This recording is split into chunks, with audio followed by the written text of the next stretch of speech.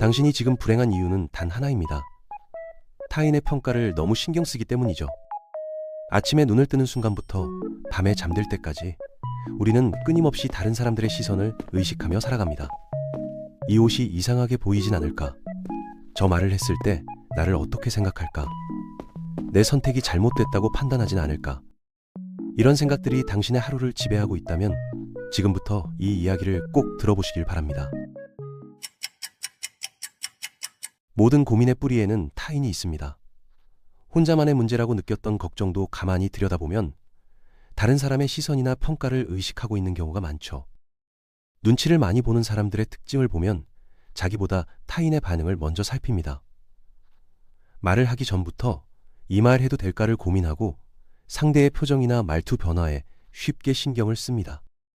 부탁을 받으면 불편해도 거절하지 못하고 모임에서도 자기 의견보다는 분위기에 맞추는 쪽을 선택합니다. 그리고 집에 돌아온 뒤에는 아까 그 말 괜히 했나 하며 머릿속에서 계속 떠올립니다. 회사에서도 비슷합니다. 상사가 단답으로 답하면 혹시 나한테 기분 나쁜 게 있나 라는 생각이 먼저 떠오릅니다. 일이 아무리 많아도 부탁을 쉽게 거절하지 못합니다. 회의 자리에서는 내 의견이 있어도 분위기를 깨는 사람이 될까봐 말을 삼킵니다. 나와 다른 의견이 나와도 그냥 고개를 끄덕이게 되죠. 친구와 약속 장소나 메뉴를 정할 때 늘 아무데나 괜찮아 라고 말하고 불편한 얘기도 웃으며 넘깁니다. 연락이 없으면 내가 뭐 잘못했나부터 떠올리고 서운함이 있어도 말하면 관계가 멀어질까봐 참고 지나갑니다. 연인 관계에서도 비슷합니다. 싫은 점이 있어도 괜찮아 라고 말하고 상대의 기분이 가라앉아 보이면 그 원인을 스스로의 탓으로 돌립니다. 갈등이 생기면 문제를 이야기하기보다 먼저 사과하고 자연스럽게 맞춰주는 쪽이 됩니다. 혼자 있을 때는 생각이 더 많아집니다.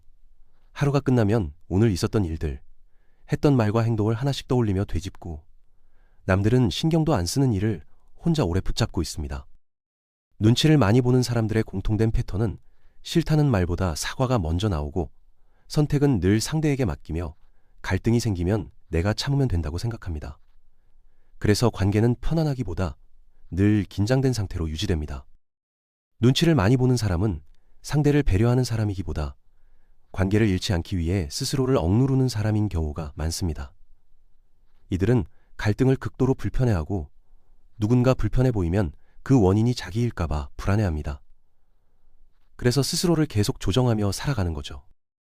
눈치를 보게 되는 심리적 이유는 거절당하거나 미움받을 것에 대한 두려움 때문입니다. 그래서 이 사람들에게 인간관계는 편안한 만남이 아니라 늘 실수하지 않으려고 긴장해야 하는 면접처럼 느껴집니다. 어릴 때 착해야 사랑받았거나 분위기를 맞추는 역할을 맡았거나 감정을 솔직하게 표현했을 때 부정적인 반응을 경험했다면 나는 다른 사람들에게 맞춰야 안전하다는 믿음이 자연스럽게 만들어집니다. 그 결과 관계를 유지하기 위해 무의식적으로 나를 억누르는 선택을 하게 됩니다. 눈치를 많이 보는 사람들의 공통된 생각은 비슷합니다. 나 때문에 분위기를 망치면 안 돼. 싫은 소리 듣느니 내가 참는 게 낫지. 이 사고방식의 가장 큰 문제는 타인의 감정까지 내 책임으로 떠안고 있다는 점입니다. 하지만 현실적으로 다른 사람의 감정은 내가 통제할 수 있는 영역이 아닙니다. 이런 모습은 일상에서도 자주 나타납니다. 가고 싶은 모임이 있어도 막상 약속이 다가오면 갑자기 몸이 피곤해지고 컨디션이 안 좋다는 생각이 듭니다. 결국 연락을 미루거나 약속을 취소하게 되죠. 겉으로는 그날 일이 바빠서라고 말하지만 실제로는 그 자리에서 어색해질까봐, 분위기를 망칠까봐, 혹시라도 소외될까봐 느끼는 불안이 더 큽니다. 이 불안은 겉으로 보면 나를 보호하는 것처럼 보이지만 결국 사람을 피하게 만들고 관계의 기회 자체를 점점 줄여버립니다. 사실 우리의 행복은 인간관계에서 어떤 목표를 가지고 있느냐에 크게 좌우됩니다. 관계에서 사람들이 세우는 목표는 크게 두 가지로 나뉩니다. 하나는 다른 사람의 인정을 얻는 것, 다른 하나는 누군가에게 도움이 되고 긍정적인 영향을 주는 것입니다. 불행한 사람들은 대체로 인정을 목표로 삼습니다. 좋은 사람으로 보이고 호감을 얻어야만 행복해질 수 있다고 믿는 거죠. 하지만 이런 방식은 오래가지 않습니다. 왜냐하면 우리가 인정을 원하는 이유는 인정 그 자체가 목적이어서가 아니라 그 안에서 스스로의 가치를 확인하려 하기 때문입니다. 문제는 그 기준을 타인에게 맡길수록 행복은 점점 멀어진다는 점입니다. 사람들이 타인의 인정을 추구하게 되는 이유는 대부분 과거의 경험과 연결돼 있습니다. 잘하면 칭찬받고 어기면 혼나는 환경에서 자랄수록 우리는 자연스럽게 타인의 반응을 기준으로 자신을 평가하게 됩니다. 그렇게 얻은 인정은 잠깐의 안정감을 주는 것처럼 보이지만 실제로는 큰 대가를 요구합니다. 다른 사람의 기대에 맞춰 살아야 하고 그 과정에서 점점 나 자신의 자유를 잃게 되죠. 그래서 눈치를 많이 볼수록 인간관계는 점점 더 불편해집니다. 늘 다른 사람의 기분과 시선을 살피며 살아야 하기 때문에 관계 안에서 편해질 수가 없습니다. 상대가 원하는 모습에 나를 계속 맞춰야 하기 때문입니다. 결국 이 모든 행동의 바탕에는 단 하나의 두려움이 자리하고 있습니다. 누구에게도 미움받고 싶지 않다는 마음입니다.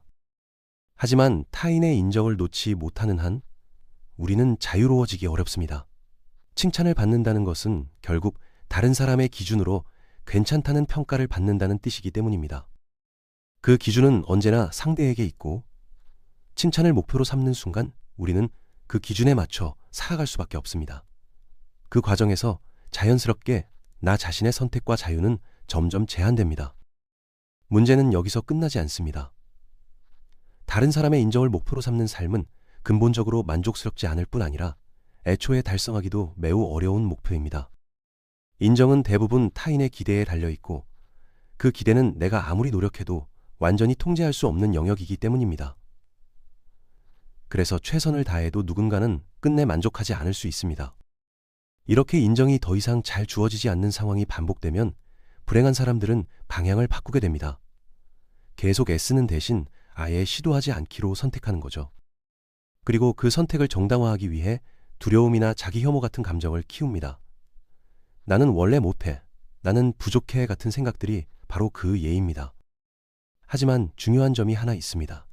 이 경우에도 삶은 여전히 인정이라는 목표에 지배되고 있다는 사실입니다.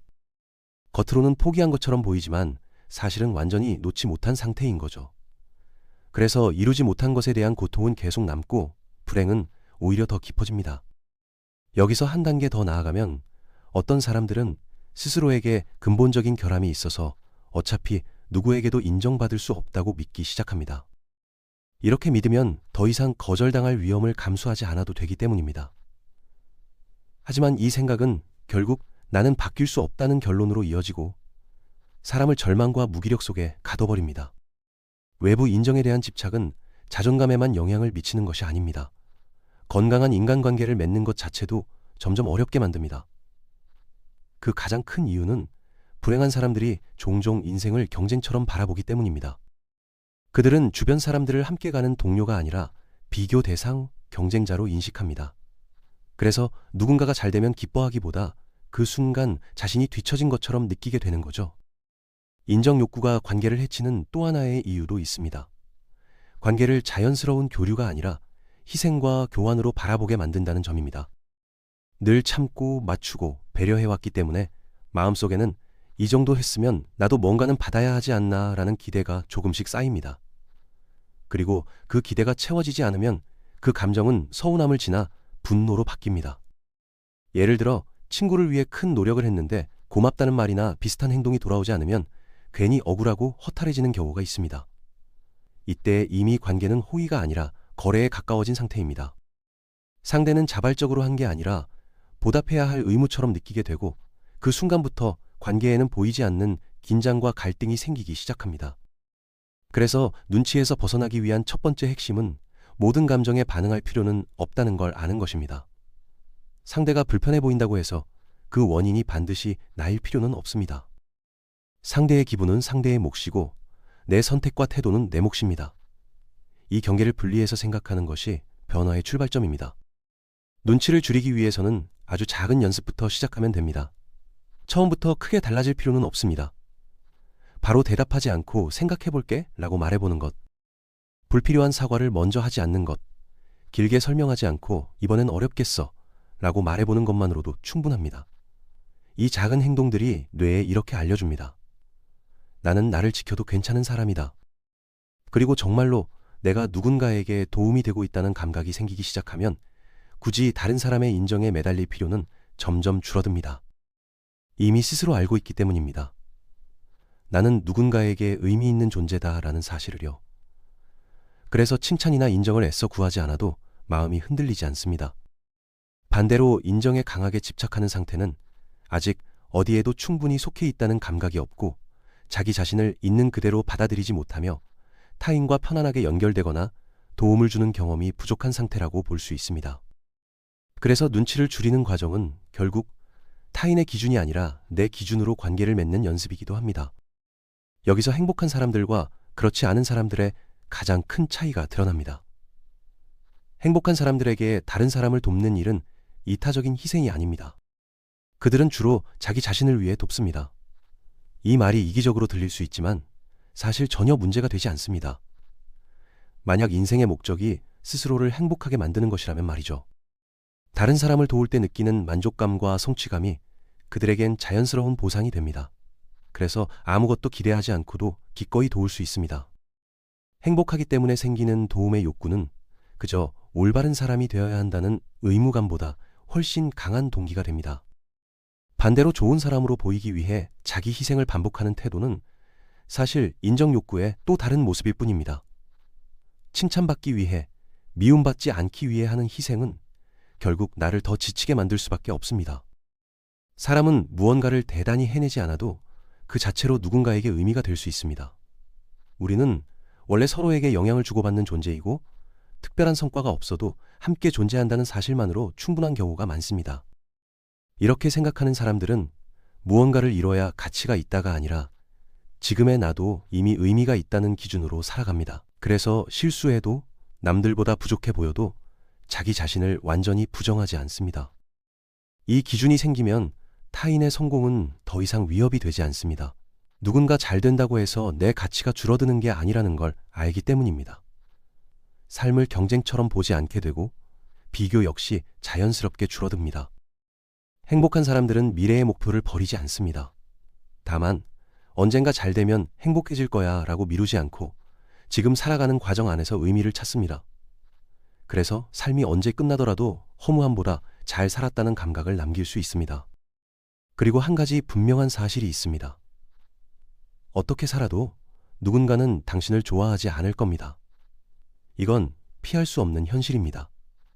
그래서 행복의 조건은 모두에게 인정받는 삶이 아니라 내가 옳다고 믿는 삶을 살아갈 용기입니다.